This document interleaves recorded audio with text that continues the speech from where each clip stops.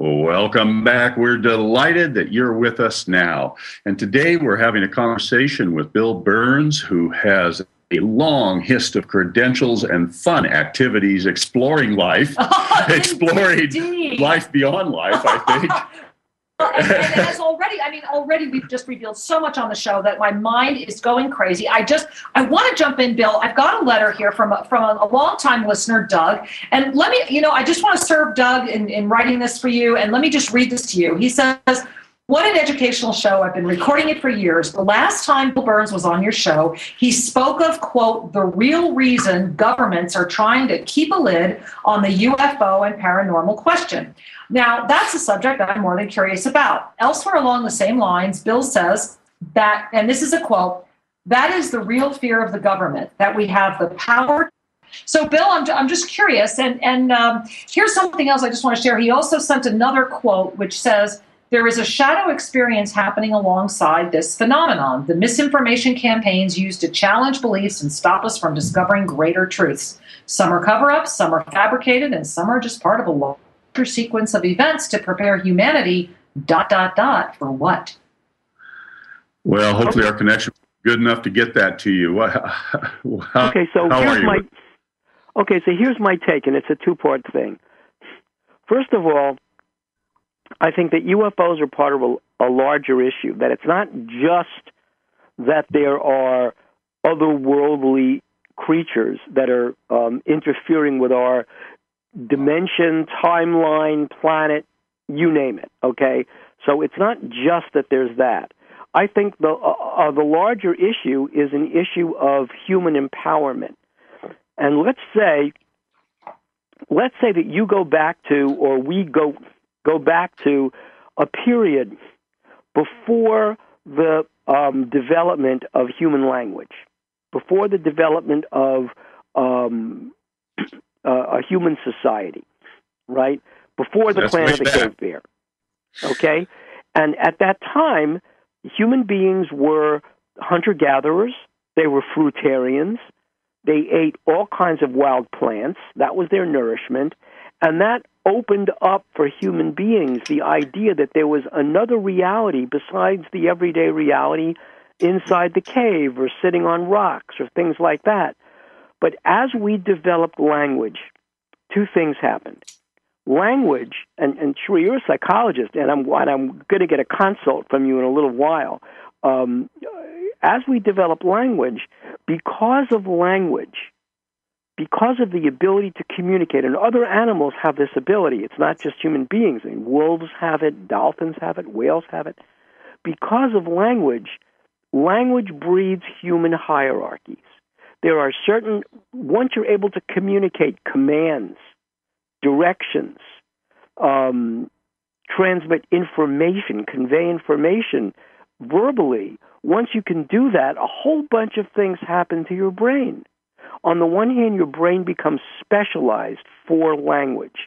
You begin to develop hierarchies. Language itself, if you look at language is hierarchical. Along with language, because that requires differentiation of the hemispheres in the brain, there came tool making and right-handedness and left-handedness. Once you have hierarchies, once you have societies, even if it's a clan, what you then have to do is exert control over the members of that clan. Language helps you do that. Once you settle down and are not a nomadic people anymore, you begin to develop, you begin to grow grains. You begin to become an agricultural society. Well, agricultural societies, growing societies, that all have to do with you are respondents to the change of seasons, you're respondents to the tides, to the flood. You develop a whole bunch of other things. But what you also develop is a society that requires control. So it diminishes individual human empowerment and increases social empowerment. If human beings have certain kinds of abilities, we are intuitives, we are sensitives, we can project our thoughts, we can see the future, we are empathic creatures. All of that is diminished by language. So if somehow the paranormal, UFOs, bespeak certain kinds of powers that challenge the ability of governments, and I don't mean the federal government or the state, I mean any local governing body imposing a hierarchy on human beings. Once that's challenged, that takes us back to a time before language, before social structures, and that is threatening to the status quo, and that's one major reason. Well, I want to jump in, Bill. With language, we were able to command more people. We didn't have to fight individuals. We could persuade. We could bring people to perspectives.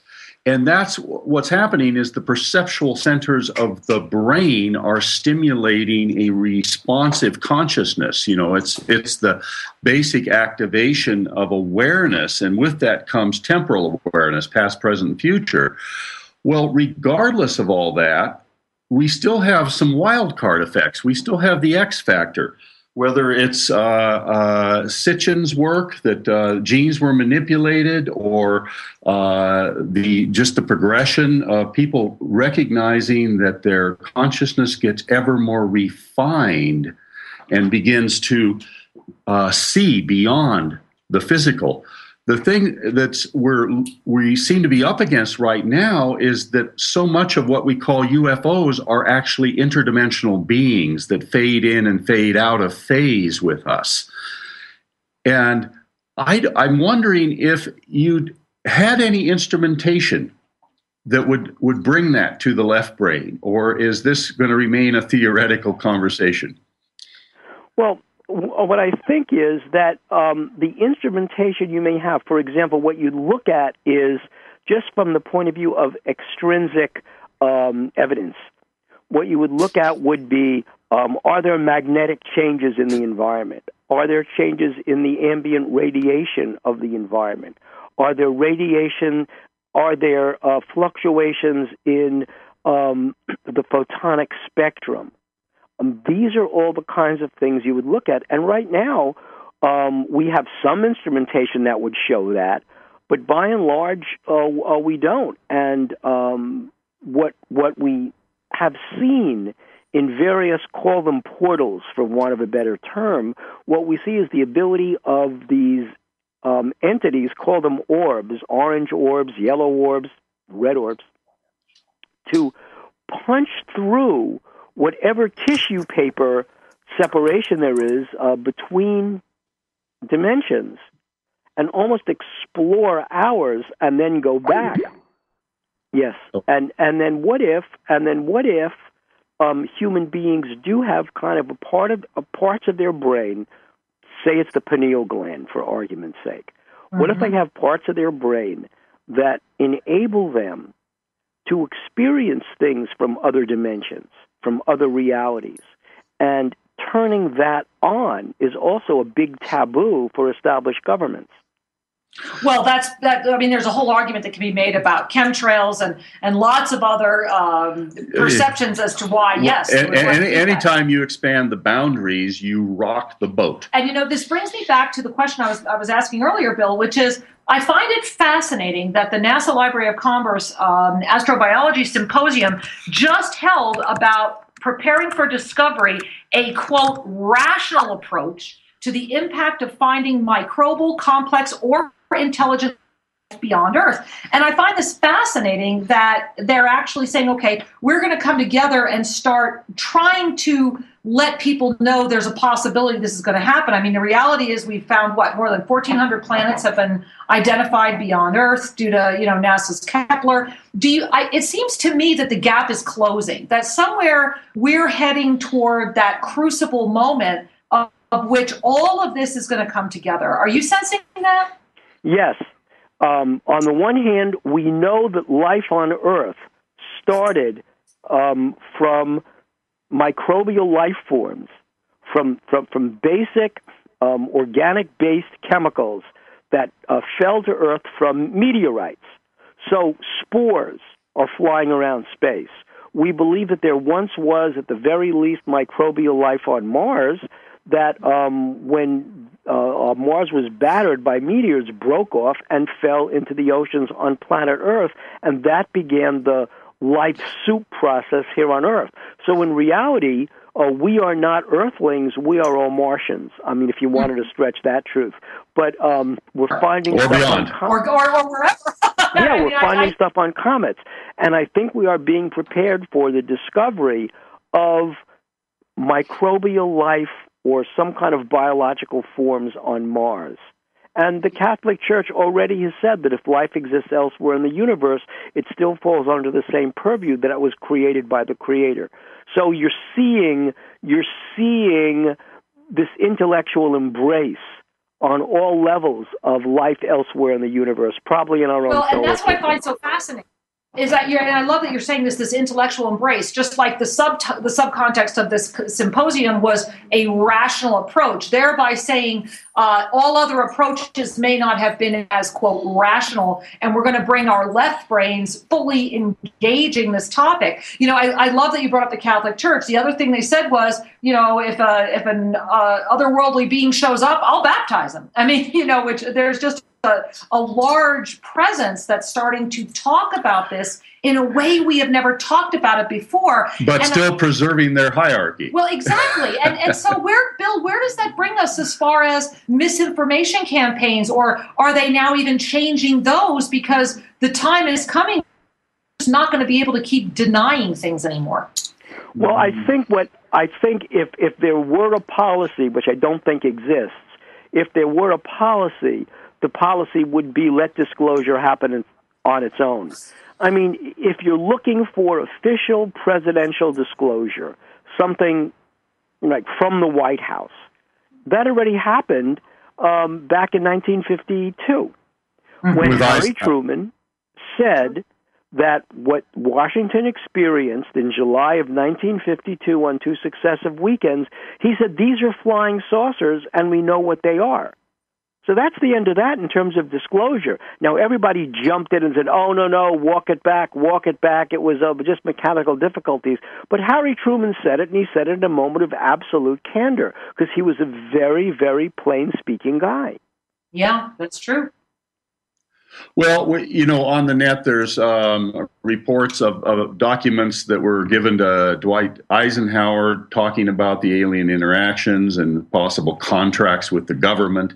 And of course, that from there we feed into all kinds of dark ops and conspiracy theories.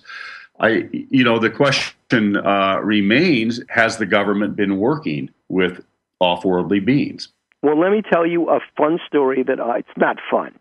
But it's a fascinating story. It's going to be on my radio. It's going to be on my radio show Monday night, and it's a fascinating story about what the government may or may not know and why they're covering it up. This is a story that dates all the way back to in 1974. One of my co-authors, who was a radio host, he's the guy who exposed the hoax of the Amityville Horror, Joe Martin.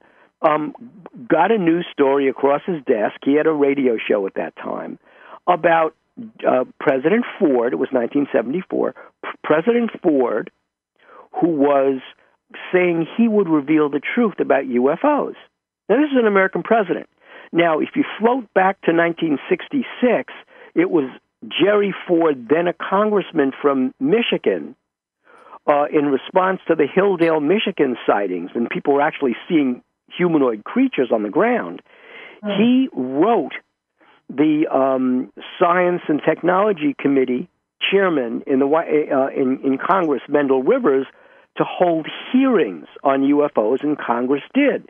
Then when he became president, he said, I'm going to tell the truth. Well, this was in 1974, and the news media picked it up. Now, folks who know their UFO research history, scholarship history, know that the modern age of UFO research began in 1978 when Stan Friedman met up with Jesse Marcel Sr., Major Marcel, retired, who exposed the truth about what happened at Roswell from a first-person perspective. Right. Well, this was 4 years later. So Joe Martin carries this story. Well, the New York media dumps, this was on Long Island, the New York media dumps on him, you'd think that he had been trafficking with the evil forces of the world.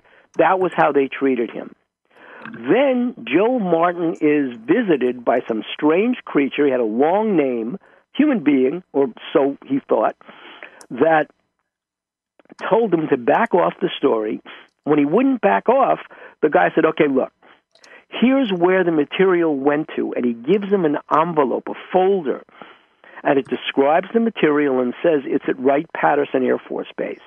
So Joe calls the public relation guy at Wright-Patterson Air Force Base and basically says, could you tell us what material got there?